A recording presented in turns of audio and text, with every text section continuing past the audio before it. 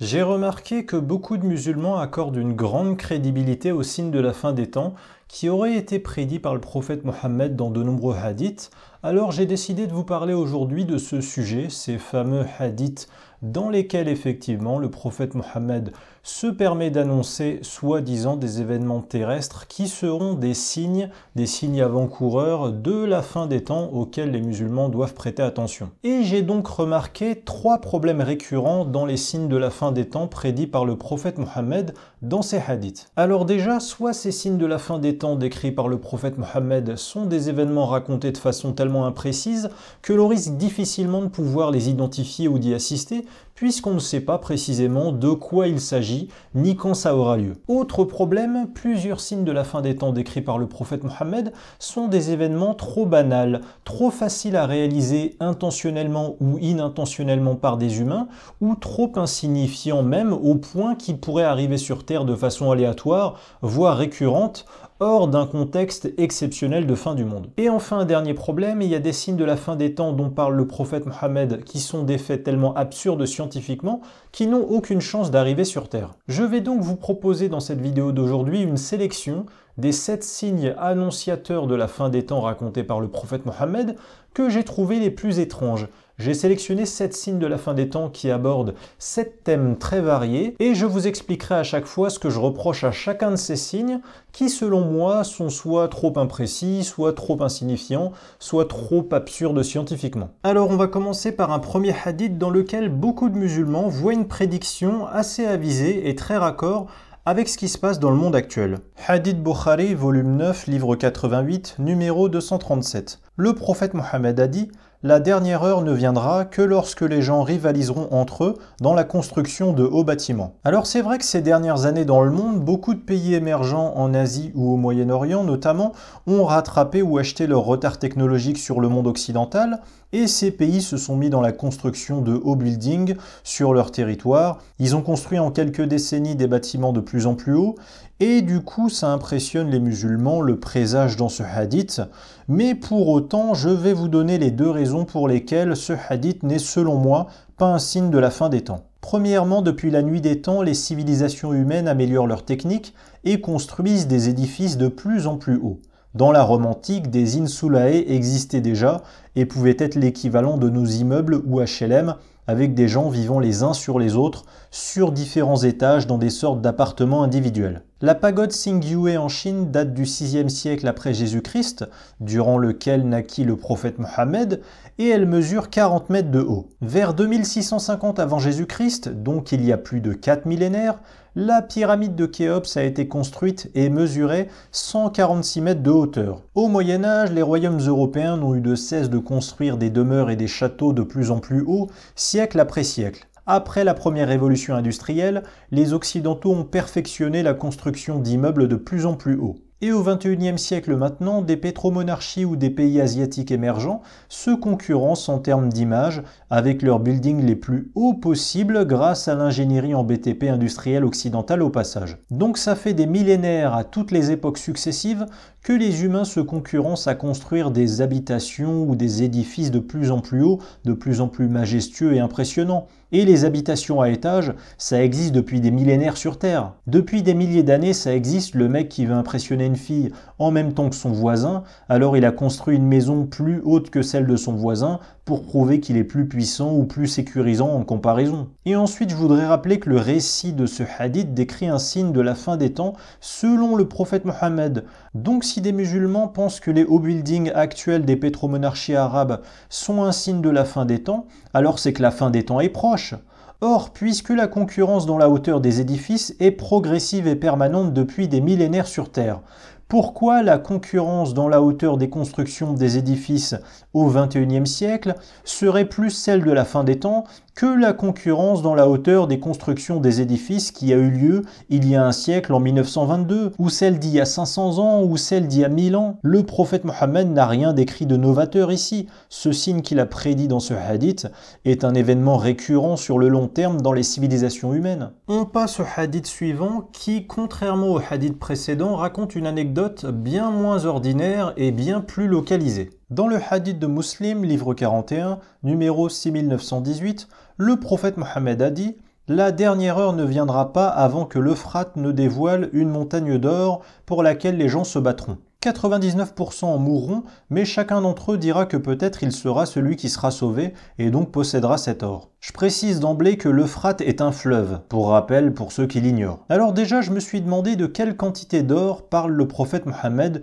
ici avec cette expression, une montagne d'or. Une montagne d'or, est-ce vraiment un tas d'or de la taille d'une montagne, au sens géologique, ou bien est-ce une métaphore signifiant une grosse quantité d'or, genre un simple coffre en bois rempli de 50 kg d'or, ce qui reste néanmoins énorme puisque c'est de l'or. Si c'est une montagne d'or au sens littéral, au sens géologique, donc il s'agit sans doute de dizaines de milliers, de centaines de milliers ou de millions de tonnes d'or par exemple, alors ce serait une quantité surnaturelle d'or qui n'arrive jamais à se concentrer sur Terre dans un fleuve qui a au maximum plusieurs dizaines de mètres de profondeur, et surtout dans de telles proportions. Et si la montagne d'or dans ce propos est au contraire une simple métaphore, pour dire un gros trésor de plusieurs kilos d'or, bah pardon, mais ce signe de la fin des temps est aussi imprécis qu'il est anodin. Le fleuve de l'Euphrate mesure 2800 km de long, et un riche propriétaire de bateau a très bien pu noyer son bateau avec un sac ou une boîte contenant de l'or, il y a 1000 ans, ou il y a 500 ans,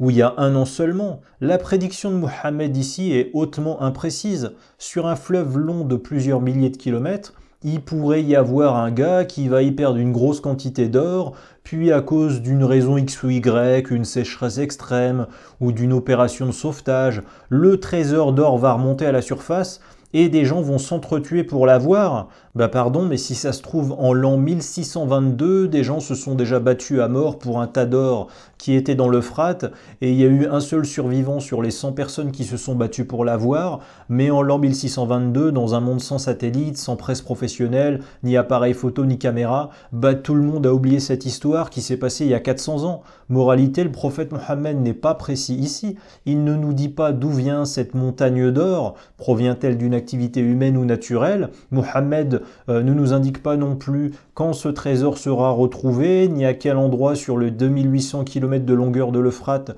cette montagne d'or placée par mère nature ou par quelqu'un sera retrouvée. Cette prédiction est improbable. S'il s'agit d'une vraie montagne d'or géologique, et elle est aléatoire ou anecdotique si cette montagne est une métaphore renvoyant à un simple sac ou un coffre de pièces d'or. J'ajoute enfin qu'au livre 41 de Muslim, toujours, numéro 6921, le prophète Mohammed a dit « L'Euphrate dévoilera bientôt une montagne d'or, mais celui qui y sera présent ne devrait rien en tirer. » Ce récit raconte exactement la légende de la montagne d'or dévoilée par l'Euphrate, qui est un événement de la dernière heure avant la fin des temps, je vous le rappelle, et le prophète Mohammed a donc dit ici, depuis son 7e siècle, que cet événement arrivera, je cite, bientôt. Mais on est en 2022, ça fait presque 14 siècles que le prophète Mohammed est mort. Donc pour le prophète Mohammed, ça fait presque 14 siècles que ça va arriver bientôt. 14 siècles, c'est ça sa définition de bientôt? Ça commence à faire long. On va à présent s'intéresser au hadith suivant sur la fin des temps qui, vous allez voir, donne l'impression que le prophète Mohammed, comme la plupart des habitants de son 7e siècle, avoue indirectement qu'il croit vivre sur une terre autour de laquelle vogue le soleil, alors que dans la réalité c'est l'inverse, c'est autour du soleil que vogue la terre.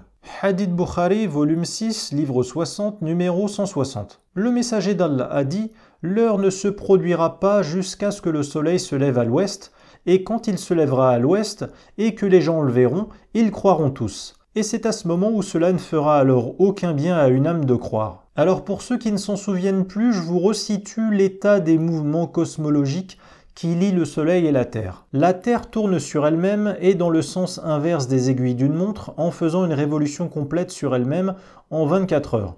Et elle tourne autour du Soleil et également dans le sens inverse des aiguilles d'une montre en 365,25 jours par an. C'est pour ça que tous les 4 ans, on a un 29 février par l'addition de 4 fois 0,25 jours par an. Cette relation orbitale entre la Terre et le Soleil est la raison pour laquelle le Soleil se lève toujours à l'est sur Terre. Par ailleurs, la Terre a besoin de 2,4 millièmes de seconde supplémentaires tous les siècles pour faire sa rotation sur elle-même, ce qui veut dire qu'à vitesse constante, elle en a pour au moins encore 4 milliards d'années et demie à tourner dans le sens inverse des aiguilles d'une montre. Donc en théorie, pendant au moins encore 4 milliards et demi d'années, le soleil continuera à se lever à l'est sur Terre. Cela signifie que le prophète Mohammed a averti les gens de son époque sur un signe de la fin des temps qui ne pourrait donc arriver que dans 4 milliards et demi d'années. Pour vous dire tellement c'est loin temporellement, la vie sur Terre est apparue il y a 3,5 milliards d'années. C'est pas près d'arriver. Je ne sais pas qui sont ces gens qui croiront en Allah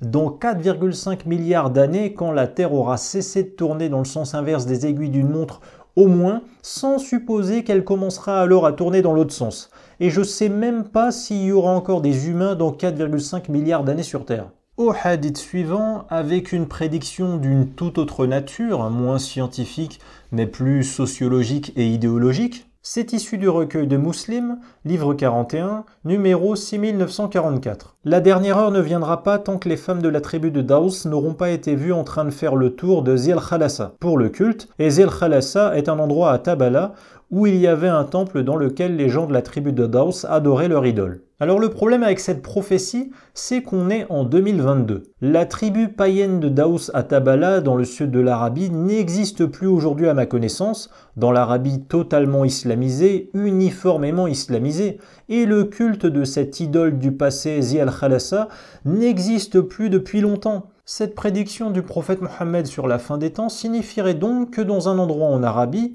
les femmes d'une tribu qui n'existe plus vont repratiquer un culte qui n'existe plus en faisant le tour d'un monument pour une idole qui n'existe plus depuis le 7e siècle. On passe au hadith suivant. Alors là, c'est même pas de la science-fiction, vous allez voir, mais c'est carrément de la magie. C'est digne d'un dessin animé Walt Disney.